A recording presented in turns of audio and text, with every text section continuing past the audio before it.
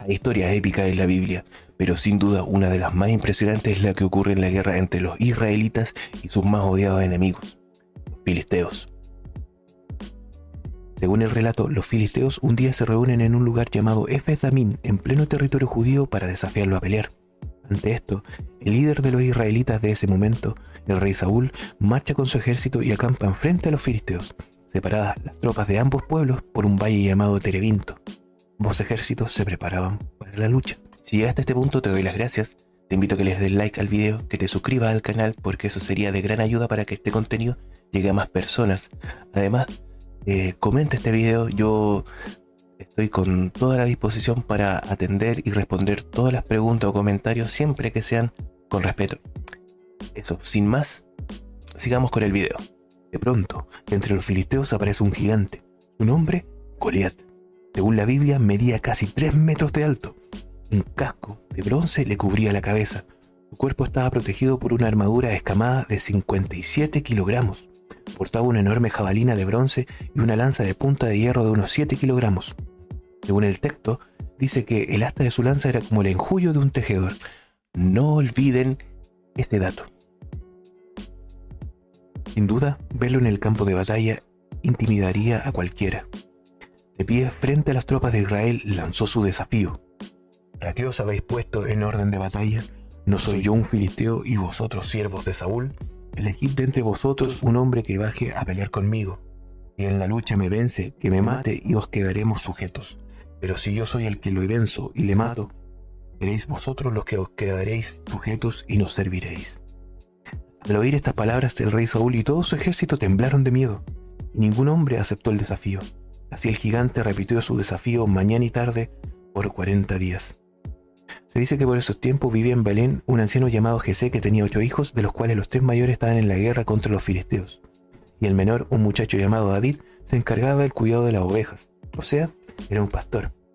Cierto día, Jesé envía a David al frente de batalla con algunas provisiones para entregárselas a sus hermanos. Cuando escucha a Goliat desafiando al pueblo de Israel, David pregunta enojado: ¿quién es ese filisteo, ese incircunciso, para insultar así al ejército del Dios vivo? Entonces el rey Saúl, enterado de la llegada de David y de las averiguaciones que hacía, lo mandó a llamar. Entonces David le dijo al rey: que no desfallezca el corazón de mi señor por el filisteo ese. Tu siervo irá a luchar contra él. Saúl entonces exclamó: tú no puedes ir a batirte con ese filisteo. Eres todavía un niño y él es un hombre de guerra desde su juventud. Pero David se mantuvo firme. Tu siervo ha matado leones y osos, y ese filisteo incircunciso será como uno de ellos. No seré capaz de ir, de batirle y quitar así el oprobio de Israel. Porque ¿quién es ese incircunciso que ha insultado al ejército del Dios vivo? Saúl, impresionado por la valentía de este muchacho, ordena que le entreguen su propia armadura para ir a enfrentarse con el filisteo.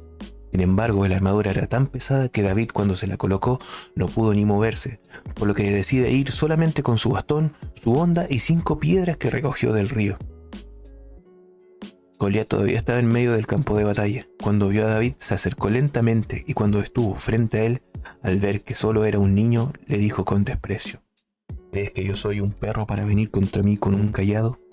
Pero David le respondió al gigante: tú vienes contra mí con espada, lanza y venablo, pero yo voy contra ti en el nombre de Yahvé Sabaoth, Dios de los ejércitos de Israel, a los que has insultado. Hoy te entregará Yahvé en mis manos, yo te heriré, te cortaré la cabeza y te daré tu cadáver y los del ejército de los filisteos a las aves del cielo y a los animales de la tierra. Y sabrá así toda la tierra que Israel tiene un Dios, y sabrán todos estos que no por espada ni por la lanza salva Yahvé, porque Él es el Señor de la guerra y os entregará en nuestras manos.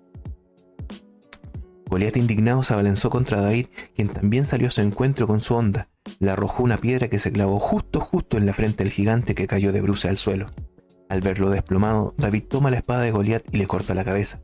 Los filisteos, al ver la escena, huyeron despavoridos, siendo perseguidos por los israelitas, quienes, dando gritos de guerra, mataron a todos los filisteos. Por su parte, David tomó la cabeza de Goliat y la llevó como trofeo hasta Jerusalén, y las armas del gigante las tomó y las colocó en su tienda. Saúl le preguntó a Abner, el jefe de los ejércitos, quién era ese muchacho, pero no supo qué responder, por lo que lleva a David ante Saúl y le dice que es hijo de Jesé de Belén. Entonces Saúl tomó a David a su servicio y nunca más lo dejó regresar a su casa. Hasta aquí Todo bien, es más o menos la historia que la inmensa mayoría se conoce. Sin embargo, hay un pequeñito problema, porque si vemos un poco más adelante, concretamente en 2 de Samuel capítulo 21 versículo 19, nos encontraremos que es otra persona la que mata al gigante Goliat. Hubo otra guerra en Gob contra los filisteos, y el Hanán, hijo de Yair de Belén, mató a Goliat de Gat.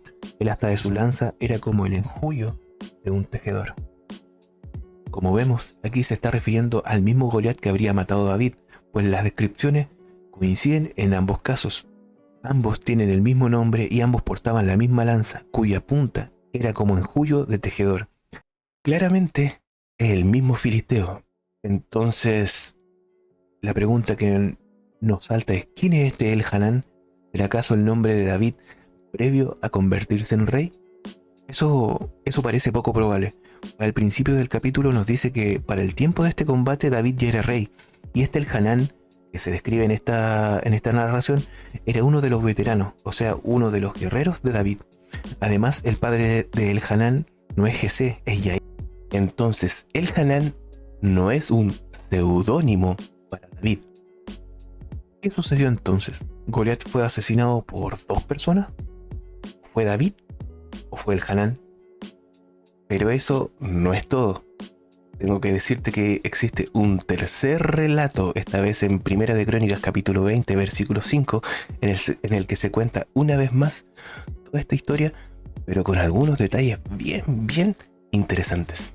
Hubo otra guerra contra los filisteos, y el Hanán, hijo de Yair, mató a Lahmi, hermano de Goliat de Gat. El asta de su lanza era como un enjullo de tejedor. Entonces, si leemos este texto, nos encontraremos que el Hanán no mató a Goliat, mató a Lahmi, el hermano de Goliat. Apuesto que no te esperabas este giro de acontecimientos. Pero tranquilo, antes de que te arranquen los pelos de la cabeza pensando que la Biblia se contradice, revisemos primero la evidencia. Primero, tenemos 1 Samuel, en la que tenemos la narración de los eventos en los que pone a David como el guerrero que mató a Goliat. Segundo Samuel y 1 Crónicas colocan a El Hanán como el asesino de un gigante. En el primer libro sería Goliat y en el segundo libro sería al hermano de Goliat. Entonces, ¿qué pasó realmente? Si nos fijamos bien, en 2 Samuel nos dice que el padre del Hanán es de Belén, pero en 1 Crónicas no nos da ese detalle. Los eruditos que han estudiado estos textos han llegado a la conclusión de que en algún momento de la historia, cuando un copista tomó el texto de 2 Samuel y transcribió la batalla del Hanán, cometió un error. En lugar de escribir Et Lahmi Ahi, o sea, Lahmi, hermano de, escribió Bet Halahami Et, que quiere decir de Belén, o a grandes rasgos de Belén. En este punto uno perfectamente se podría preguntar: ¿y qué tal si el texto que tiene el error en la traducción no es 2 de Samuel sino 1 de Crónicas? Bueno, en ese caso deberíamos considerar 3 opciones. La primera opción es que Lahmi realmente es el nombre del gigante filisteo, y por lo tanto de Belén se ha colado más tarde en el texto de 2 Samuel. La segunda opción es que el Hanán realmente sea bletemita, o sea, de Belén. En consecuencia, tendremos un error de escritura en Crónicas, es decir, Lahmi no era el nombre del gigante filisteo. Y la tercera opción es que ambas sean ciertas. El Hanán era de Belén y Lahmi realmente era el nombre del gigante que mató. No podríamos decir que la tercera opción sea cierta, esto es que el Hanán sea de Belén y a la vez que Lahmi sea el nombre del gigante que mató, porque así nos faltarían palabras en ambos textos. El nombre del Hanán solo aparece 2 veces en la Biblia, por lo que muy probablemente sea el mismo personaje. Entonces, es el mismo el Hanán en ambos casos, y en uno se dice que es de Belén. Pero si el Hanán es de Belén, entonces, ¿qué hacemos con el nombre de Lahmi? Recordemos que solo aparece en un lugar de la Biblia, y precisamente es en el paralelo con Bet Lehemita, o sea, de Belén. Por lo que parece más razonable pensar que Lahmi es un nombre propio, más aún si tomamos en cuenta que hay un texto que nos informa que otra persona mató a Goliat, en este caso, como ya sabemos, 1 Samuel capítulo 17. Entonces tenemos que la hipótesis de que de Belén se coló en las transcripciones a través del tiempo es la más acertada, así que podemos ver que el Hanán efectivamente mató a un gigante, pero sería el hermano de Goliat, fue previamente muerto por David. ¿Significa entonces que en la Biblia hay contradicciones? En realidad no.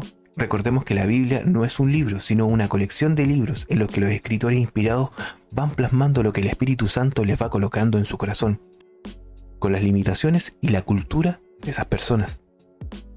Es como un artista que utiliza distintos tipos de pinceles. La pintura será una obra de arte, aunque utilice pinceles de poca calidad. En este caso, Dios ha revelado su palabra a través de hombres limitados. Sin embargo, Dios ha previsto que su palabra y no otra cosa quede plasmada en las páginas de la Biblia. Como diría el salmista, suma de tu palabra es la verdad. La Biblia es una obra coral, en la que varias voces van dando testimonio de que Dios se ha revelado a la humanidad. La proeza de David, como la llamo en el primer libro de Samuel, sigue siendo uno de los relatos más inspiradores e impresionantes que uno puede encontrar no solo en la Biblia, sino también fuera de ella. Tu valiente desafío de un enemigo aparentemente invencible, armado solo con una sincera, auténtica y verdadera fe, es todo lo que querríamos encontrar en un héroe épico. Y nos sirve de inspiración a nosotros también. Cuando colocamos nuestra confianza en Dios, no hay enemigo que pueda contra nosotros. Las propias palabras de David, no por espada ni por la lanza, salva Dios.